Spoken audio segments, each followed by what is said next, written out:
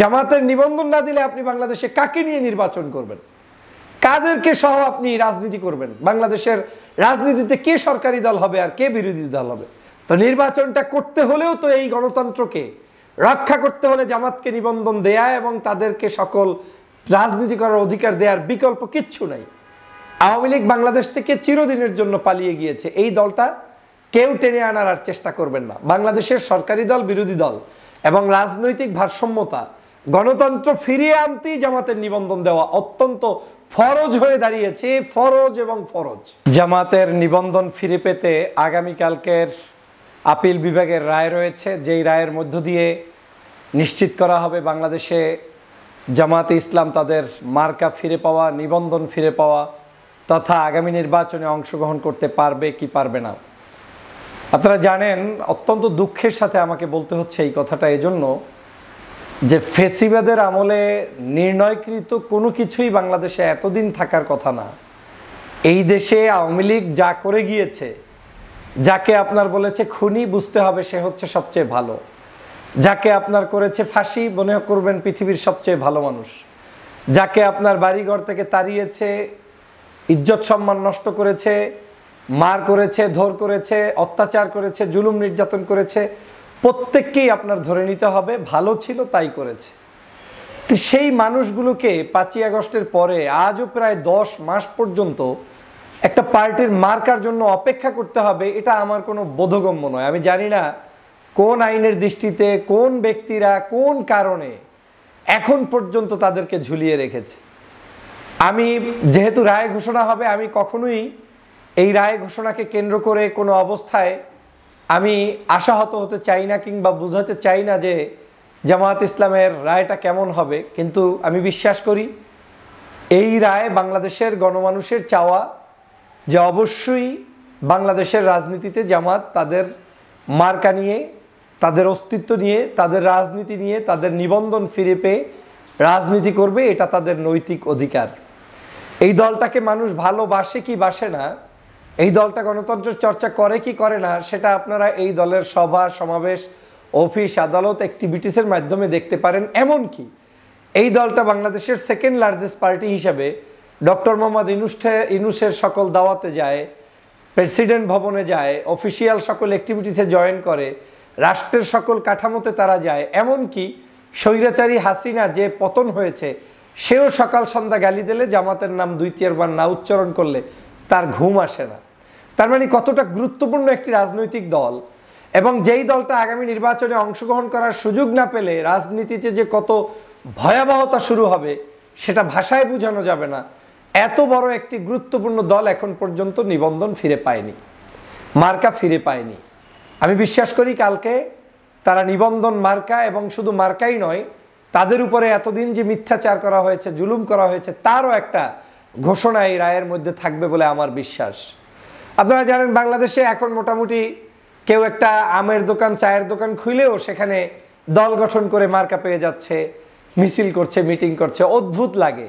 মানে অদ্ভুতটা এই জন্য লাগে যে যেসব রাজনৈতিক দলগুলোর ব্যবসা হচ্ছে দোকান খুলে ব্যবসা, এবং রাজনৈতিক দলের অস্তিত্বই ধরেন নাই, তাদেরও অনেকের দেখবেন নিবন্ধন আছে, মার্কা আছে, তারা সব কিছুতে পায়। আর গুরুত্বপূর্ণ একটি রাজনৈতিক দল, তারা এখন পর্যন্ত সেই সিদ্ধান্তটা নিতে তাদেরকে ওয়েট করতে হচ্ছে। আমার বিশ্বাস বাংলাদেশের প্রধান বিচারপতি অত্যন্ত গুণদগ্ধ একজন মানুষ, অত্যন্ত গুণধার একজন মানুষ, যিনি তার কর্মের মাধ্যমে বেঁচে আছেন। তার কাছে আইন, তার কাছে রাষ্ট্রের মানুষের সম্মান, তার কাছে সততা, এটা অত্যন্ত গুরুত্বপূর্ণ। এটা আমরা শুনে এসেছি। এই শোনা জিনিসটা কর্মের মাধ্যমে প্রমাণ হবে, কারণ কালকেই সম্ভবত এই প্রধান বিচারপতির সমন্বয়ে যে বেঞ্চ, সেই বেঞ্চই আপনার এই রায়টি ঘোষণা হবে, এবং তিনি তার সেই সম্মান রক্ষা করবেন বলে আমার বিশ্বাস। যদি বাংলাদেশের মানুষের সত্যিকার হৃদয়ের ভালোবাসা অনুধাবন করেন, বাংলাদেশের মানুষের আবেগ অনুভূতিকে তারা বিশ্বাস করেন, তাহলে বাংলাদেশের রাজনীতিতে এই দলটিকে অবশ্যই নিবন্ধন ফিরিয়ে দিয়ে যথাপযুক্ত সম্মান দেওয়া উচিত বলে আমি মনে করি। এবং আমি এও মনে করি যে আপনারা নির্বাচন করছেন, আমরা নির্বাচন করছি, ডিসেম্বরেই নির্বাচন হবে, অমুক সালে নির্বাচন হবে, আর নির্বাচনটা হবে কার সাথে? তো নির্বাচনটা করতে হলেও তো এই গণতন্ত্রকে রক্ষা করতে হলে জামাতকে নিবন্ধন দেয়া এবং তাদেরকে সকল রাজনীতি করার অধিকার দেওয়ার বিকল্প কিচ্ছু নাই। আওয়ামী লীগ বাংলাদেশ থেকে চিরদিনের জন্য পালিয়ে গিয়েছে। এই দলটা কেউ টেনে আনার আর চেষ্টা করবেন না। বাংলাদেশের সরকারি দল, বিরোধী দল এবং রাজনৈতিক ভারসাম্যতা, গণতন্ত্র ফিরিয়ে আনতেই জামাতের নিবন্ধন দেওয়া অত্যন্ত ফরজ হয়ে দাঁড়িয়েছে। ফরজ এবং ফরজ। জামাতের নিবন্ধন না দিলে আপনি বাংলাদেশে কাকে নিয়ে নির্বাচন করবেন? কাদেরকে সহ আপনি রাজনীতি করবেন? বাংলাদেশের রাজনীতিতে কে সরকারি দল হবে আর কে বিরোধী দল হবে? তো যারা মনে করেন যে নিবন্ধন মনে হয় হবে না, তারা বোকার স্বর্গে যেমন বসবাস করেন, পাশাপাশি তারা মনে করেন রাজনীতিটাকে নিজের মতো করে করতে। রাজনীতি আসলে নিজের মতো হয় না, বিরোধী মতকে সুযোগ দিতে হয়। আমার আপন শত্রু অনেক সময় আমার কাছে রাখতে হয়, আমার স্বার্থেই কাছে রাখতে হয়। আওয়ামী লীগ ধ্বংস হওয়ার অন্যতম কারণ কি জানেন? এই রাজনৈতিক দলগুলোকে কাছে না রাখা। বিএনপি জামাতকে যদি টিকিয়ে রাখতো, টিকিয়ে বলতে কি, তোরতা খেয়ে তো আর টিকে থাকতো না। যার রাজনীতি সেই করতো, কিন্তু অ্যাটলিস্ট গণতান্ত্রিক ধারায় তারা নির্বাচন করতে পারতেন, সুস্থ পরিবেশ পেতেন। তাহলে হয়তো আওয়ামী লীগকে এভাবে পালিয়ে যেতে হতো না। হয়তো আওয়ামী লীগ নির্বাচনে হারতেন, আসতো তো কেউ না কেউ ক্ষমতায়, হয় বিএনপি আসতো, না হয় জামাত আসতো। কিন্তু এই রাজনৈতিক নিধনের কারণেই আজকের আওয়ামী লীগ হারিয়ে গিয়েছে।